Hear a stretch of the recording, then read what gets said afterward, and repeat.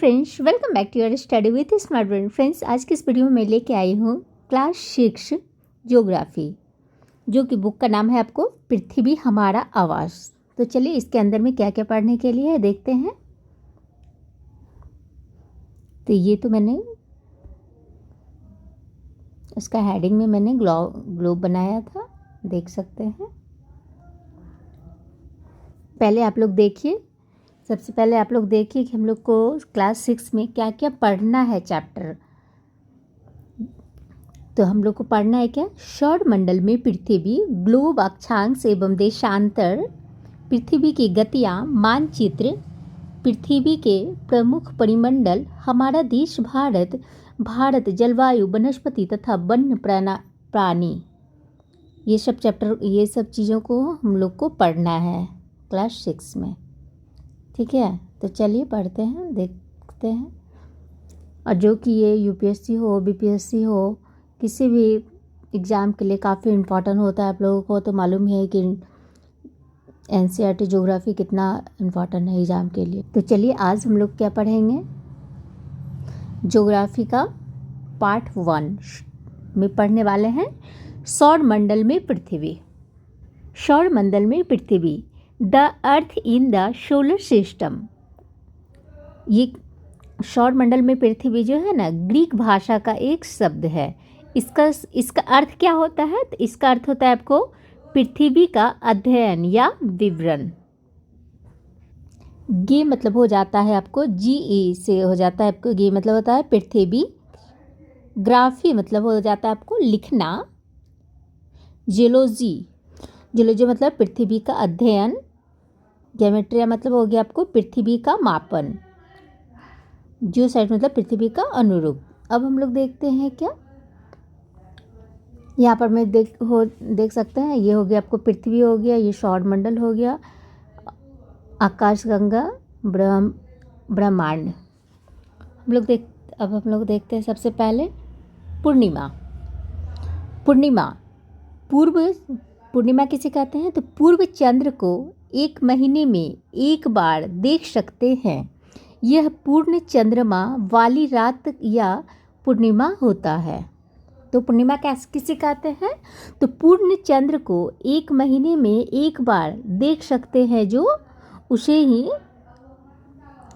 तो ये हो गई आपको पूर्ण चंद्रमा वाली रात, पूर्णिमा कहलाती है। अमावस्या क्या है, तो अमावस्या हो गया आपको 15 दिन के बाद हम इसे नहीं देख सकते हैं। यह नए चंद्रमा की रात या अमावस्या होती है।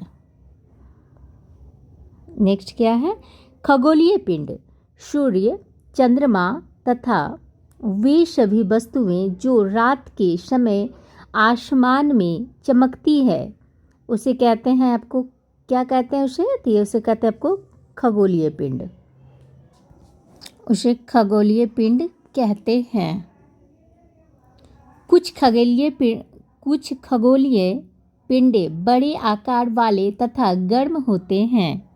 ये गैसों से बने होते हैं। तो खगोलीय पिंड किससे बने होते हैं, तो ये होते हैं आपको गैसों से बने होते हैं। इसके पास अपनी उष्मा तथा प्रकाश होती है, जिसे वे बड़ी मात्रा में उत्सर्जित करते हैं। इन खगोलीय पिंडों को तारा कहते हैं। सूर्य भी क्या है, तो एक तारा है। तो अब हम लोग देखते हैं नक्षत्र मंडल। तारों के विभिन्न समूहों द्वारा बनाई गई विभिन्न आकृतियों को नक्षत्र कहते हैं। अर्सा मेजर या बिग बियर इसी प्रकार का एक नक्षत्र मंडल है। बिग बियर या सप्तऋषि यह 7 तारों का समूह है, जो कि नक्षत्र मंडल अर्सा मेजर का भाग है। अब हम लोग देखते हैं ध्रुव तारा। प्राचीन समय में लोग रात्रि में दिशा का निर्धारण तारों की सहायता से करते थे। तो कैसे करते थे, तो प्राचीन समय में लोग रात्रि में दिशा का निर्धारण तारों की सहायता से करते थे। उत्तरी तारा उत्तर दिशा को बताता था। उत्तरी तारा क्या बताता था, तो ये उत्तर दिशा को बताता था। इसे ध्रुव तारा भी कहा जाता है। अब हम ग्रह देखेंगे। कुछ खगोलीय पिंडों में अपना प्रकाश एवं ऊष्मा नहीं होता है, वे तारों के प्रकाश से प्रकाशित होते हैं। ऐसे पिंड ग्रह कहलाते हैं।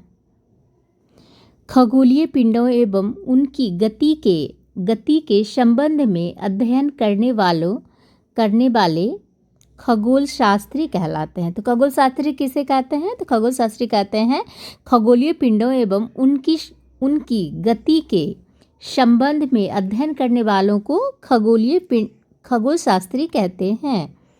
आर्यभट्ट प्राचीन भारत के प्रसिद्ध खगोल शास्त्री थे।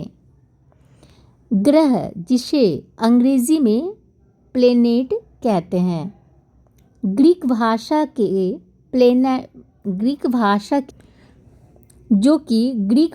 के प्लेनाइट शब्द से बना है, जिसका अर्थ होता है परिभ्रमक, अर्थात चारों ओर घूमने वाला। तो अब हम लोग देखते हैं पृथ्वी, जिस पर हम रहते हैं, एक ग्रह है। यह अपना संपूर्ण प्रकाश एवं ऊष्मा सूर्य से प्राप्त करती है, जो पृथ्वी के सबसे नज़दीक का तारा है। पृथ्वी को बहुत अधिक दूरी से, जैसे चंद्रमा से देखने पर यह चंद्रमा की तरह चमकती हुई प्रतीत होगी। सूर्य से दूरी के हिसाब से पृथ्वी तीसरा ग्रह है आकार में। यह 5वां सबसे बड़ा ग्रह है। अब नेक्स्ट हम लोग देखेंगे उपग्रह को। उपग्रह आसमान में दिखने वाला चंद्रमा एक क्या है? तो ये उपग्रह है। यह हमारी पृथ्वी का सहचर है, जो इसके चारों ओर चक्कर लगाते हैं। नेक्स्ट हम लोग देखते हैं क्या? सौर मंडल। सूर्य 8 ग्रह, उपग्रह तथा कुछ अन्य खगोलीय पिंड हैं। पिंड, जिसे क्षुद्र ग्रह एवं उल्का पिंड मिलकर सौर मंडल का निर्माण करते हैं, उसे हम सौर परिवार का नाम देते हैं। अब देखते हैं ज्योग्राफी। ज्योग्राफी एक अंग्रेजी शब्द है। यह ग्रीक भाषा से लिया गया शब्द है। ये क्या है? तो ये ग्रीक भाषा से लिया गया शब्द है, जिसका अर्थ होता है पृथ्वी का विवरण। पृथ्वी का विवरण जियोलॉजी कहते हैं। पृथ्वी का अध्ययन जो है ना, जियोमेट्री कहते हैं। पृथ्वी का मापन ज्वाइड या पृथ्वी के आकार कहते हैं। अब देखते हैं हम लोग क्या? सौर मंडल, सोलर सिस्टम। सूर्य क्या है? सूर्य प्लस ग्रह प्लस उपग्रह प्लस उल्का पिंड, पुच्छ तारे आदि खगोलीय पिंड हैं। सूर्य क्या है? तो ये खगोलीय आपको मुखिया होता है। सूर्य मुखिया होता है। सूर्य सौर मंडल में ऊर्जा का एकमात्र स्रोत है। सूर्य का द्रव्यमान संपूर्ण सौर मंडल का 99.86% है। सूर्य मंदाकिनी के लगभग 100 अरब तारों में एक छोटा तारा है। सौर मंडल के सभी खगोलीय पिंड सूर्य के प्रकाश से प्रकाशित होते हैं। सूर्य की उत्पत्ति 4.6 अरब वर्ष पूर्व हुए थे। अब ऊर्जा का स्रोत है क्या? नाभिकीय संलयन। अब देखते हैं नाभिकीय संलयन क्या है? तो हाइड्रोजन बम का निर्माण भी इसी सिद्धांत पर करती है। सूर्य के केंद्र से ऊर्जा का यहाँ पर सूर्य का व्यास कितना होता है? तो सूर्य का व्यास होता है 39 मिली पृथ्वी के व्यास का लगभग 109 गुना।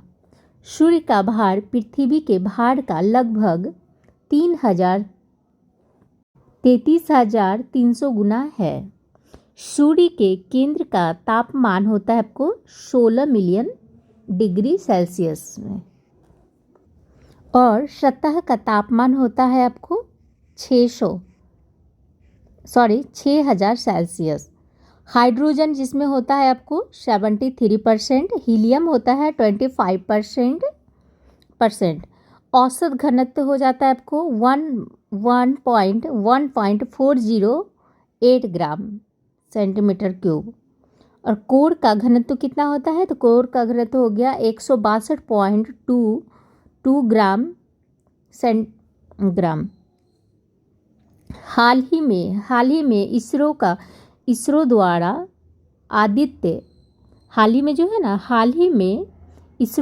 आदित्य L1 मिशन लॉन्च किया गया था। कब किया गया था? तो ये 2 सितंबर 2023 को किया गया था। अब आदित्य L1 के बारे में हम लोग जान लेते हैं थोड़ा सा। कैल्शियम, सोडियम, लोह आदि से, ये तो इसी का था। सूर्य से लगभग 1.5 MKM दूरी का अध्ययन करता है, जो कि 125 डे में पहुंचा था। कहाँ पहुंचा था? सूर्य का अध्ययन करने के लिए जो है ना L1 मिशन पहुंचा था PSLV C57 के द्वारा।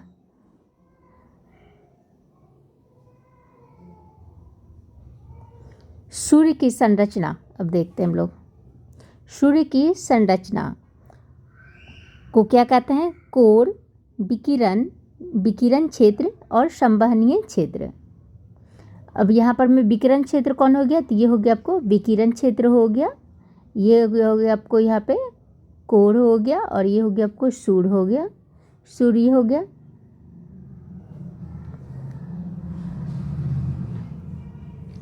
ऊष्मा का स्थानांतरण को 3 भागों में चालन, ठोस माध्यम से, और संवहन के माध्यम से, और विकिरण के माध्यम। अब हम लोग देखते हैं भूआव। ध्रुवों के पास थोड़ी चपटी होने के कारण इसके आकार को भूआव कहा जाता है। तो ये भूआव क्यों? तो इसलिए कहा जाता है क्योंकि ध्रुवों के पास थोड़ी चपटी होने के कारण इसके आकार को भूआव कहा जाता है। अंतरिक्ष से देखने पर पृथ्वी कैसे दिखती है? तो पृथ्वी जो है ना नीली रंग की दिखाई पड़ती है, क्योंकि इसकी 2/3 सतह पानी से ढकी हुई है। इसलिए इसे नीली ग्रह कहा जाता है। अब देखते हैं हम लोग क्या? चंद्रमा। हमारी पृथ्वी के पास केवल एक उपग्रह है जो कि चंद्रमा है। इसका व्यास पृथ्वी के व्यास का केवल 1/4 है। चंद्रमा पृथ्वी से लगभग 3,84,400 किलोमीटर दूर है। अब देखते हैं नील आर्मस्ट्रांग के बारे में। नील आर्मस्ट्रांग पहले व्यक्ति थे जिन्होंने 21 जुलाई 1969 को सबसे पहले चंद्रमा की सतह पर कदम रखे थे। प्रकाश की गति लगभग 3,300 किलोमीटर प्रति सेकंड है। सूर्य के प्रकाश को पृथ्वी तक पहुंचने में लगभग 8 मिनट का समय लगता है।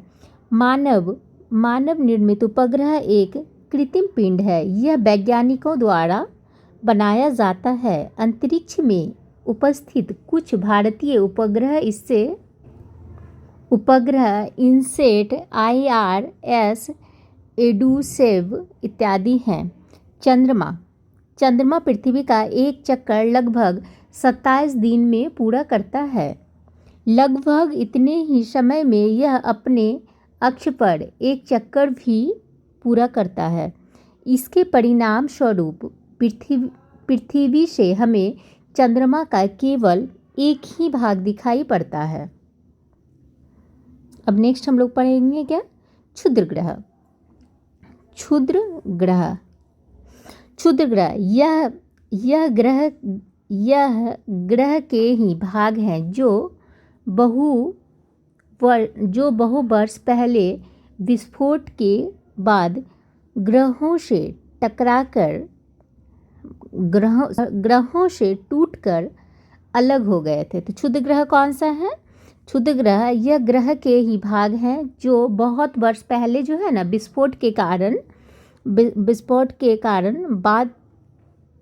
विस्फोट के बाद ग्रहों से टूटकर अलग हो गए थे। ये असंख्य छोटे पिंड भी सूर्य के चारों ओर चक्कर लगाते हैं, इसे इन पिंडों को क्षुद्र ग्रह कहते हैं।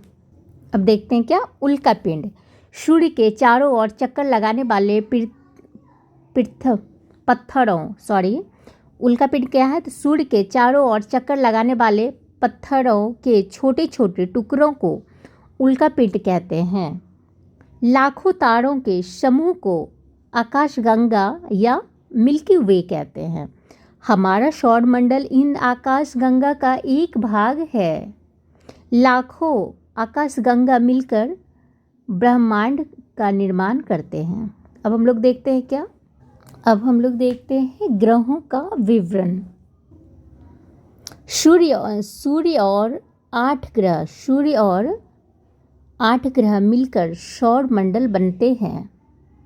सूर्य और 8 ग्रह मिलकर सौरमंडल बनाते हैं।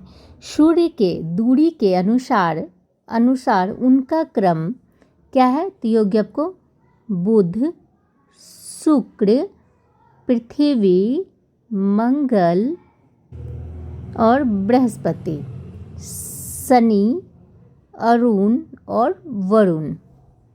अब नेक्स्ट देखते हैं हम लोग क्या, बुध यह सूर्य